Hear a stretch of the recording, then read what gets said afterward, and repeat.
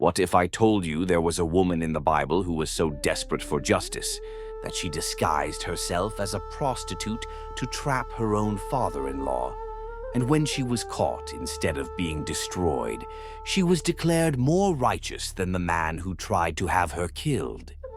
Her name was Tamar, and her story is one of the most shocking tales of deception, courage, and justice in the entire Bible. She risked everything to secure her future, and in the process, she changed the course of history forever.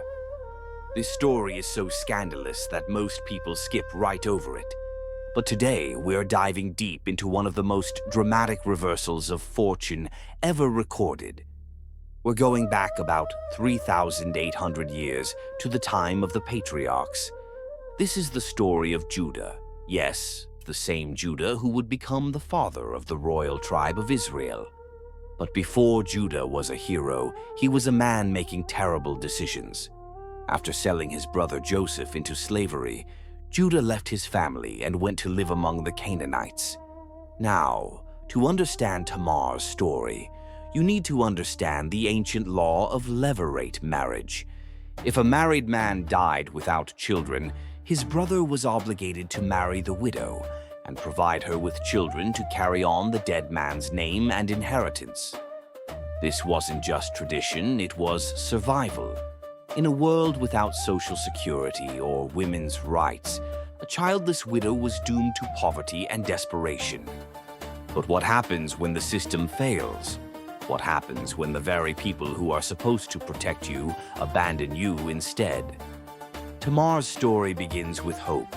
Genesis 38:6 tells us, Judah got a wife for his firstborn, and her name was Tamar. She was young, probably beautiful, and she had married into one of the most prominent families in the region. The future looked bright. But then disaster struck. Genesis 38:7 simply states, But Judah's firstborn, was wicked in the Lord's sight, so the Lord put him to death. Just like that, Tamar was a widow. No children, no security, no future. But according to the law, she had hope. Er's brother Onan was obligated to marry her and give her children. So Judah commanded his second son, Onan, Sleep with your brother's wife, and fulfill your duty to her as a brother-in-law to raise up offspring for your brother. Onan agreed to marry Tamar, but here's where it gets ugly. Genesis 38:9 tells us, But Onan knew that the child would not be his, so whenever he slept with his brother's wife, he did not fulfill his obligations in order to keep from providing offspring for his brother. Think about this from Tamar's perspective. She's going through the motions of marriage, but her husband is deliberately preventing her from having children. He's getting what he wants, but denying her the very thing the law promised her. God was not pleased. Genesis 38:10. What he did was wicked in the Lord's sight, so the Lord put him to death also. So now Tamar had buried two husbands, but there was still hope. Judah had a third son, Shelah. According to the law, he should marry her when he came of age. Judah said to Tamar, Live as a widow in your father's household until my son Shelah grows up. But Genesis 38:11 reveals Judah's true thoughts, for he thought, he may die too, just like his brothers. Judah was afraid that Tamar was cursed, that any man who married her would die.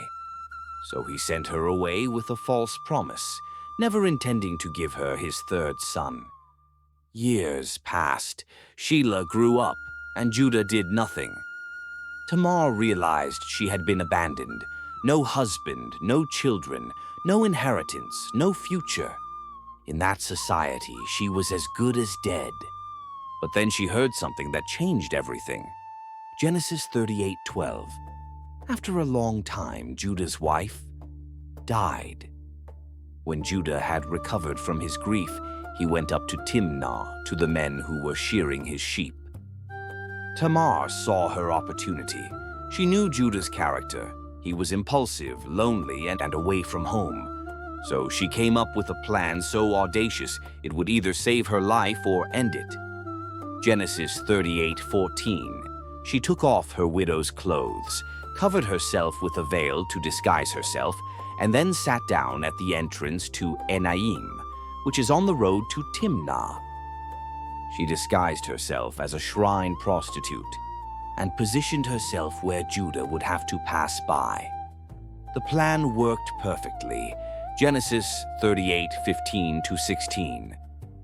When Judah saw her, he thought she was a prostitute, for she had covered her face.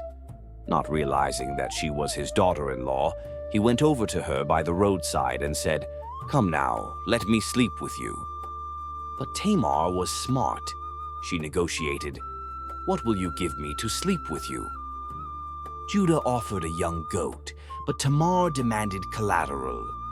"Will you give me something as a pledge until you send it?" "What pledge should I give you?" he asked. She answered, "Your seal and its cord and the staff in your hand." Do you understand what just happened? Tamar now had Judah's personal identification, his seal, cord, and staff. In ancient times, these were like his driver's license, credit card, and social security number, all rolled into one. 3 months later, Judah received shocking news. Your daughter-in-law, Tamar, is guilty of prostitution, and as a result, she is now pregnant. Judah's response was swift and merciless. Bring her out and have her burned to death. But as they were bringing her out for execution, Tamar played her trump card. Genesis 38:25. As she was being brought out, she sent a message to her father-in-law. "I am pregnant by the man who owns these," she said. And she added, "See if you recognize whose seal and cord and staff these are." Can you imagine the silence in that moment? All eyes turned to Judah as he recognized his own possessions. And then came one of the most powerful statements in the entire Bible, Genesis 38:26. Judah recognized them and said, "She is more righteous than I, since I wouldn't give her to my son Shelah." In one moment, everything changed. Tamar went from condemned criminal to vindicated victim. Judah publicly acknowledged that she was more righteous than him. But the story doesn't end there. Tamar gave birth to twins, Perez and Zerah. And here's the incredible part. Perez became an ancestor of King David and ultimately of Jesus Christ himself. Matthew 1:3 specifically mentions Judah, the father of Perez and Zerah, whose mother was Tamar. She's one of only 4 women mentioned in Jesus' genealogy. The woman who was almost executed for prostitution became part of the lineage of the Savior of the world. Tamar's story teaches us several powerful lessons. First, sometimes the system fails, but God's justice doesn't. Tamar was failed by her husbands, failed by her father-in-law, failed by society, but God saw her situation and vindicated her. Second, courage sometimes requires taking extraordinary risks. Tamar risked everything, her reputation, her life, her future, to secure justice.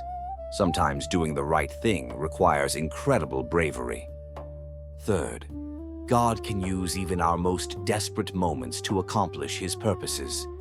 Tamar's deception led to her vindication and ultimately to the lineage of Jesus. This story raises difficult questions. Was Tamar right to deceive Judah? Does the end justify the means? How do we balance justice with morality? Maybe the answer is that God doesn't always work through perfect people or perfect situations. He works through broken people in broken systems to accomplish his perfect will. Here's what this means for us today. When systems fail you, when people abandon you, when justice seems impossible, remember Tamar. God sees your situation, he knows your heart, and he can turn your greatest trials into his greatest victories. Tamar's story is one of the most dramatic reversals in the Bible. From desperation to vindication, from condemnation to honor, from forgotten widow to ancestor of Jesus Christ. Her story reminds us that God's justice may be delayed, but it's never denied. He sees every injustice, every broken promise, every abandoned heart. What's your takeaway from Tamar's story? Have you ever felt abandoned by the very people who should have protected you? How does her vindication give you hope? Share your thoughts in the comments.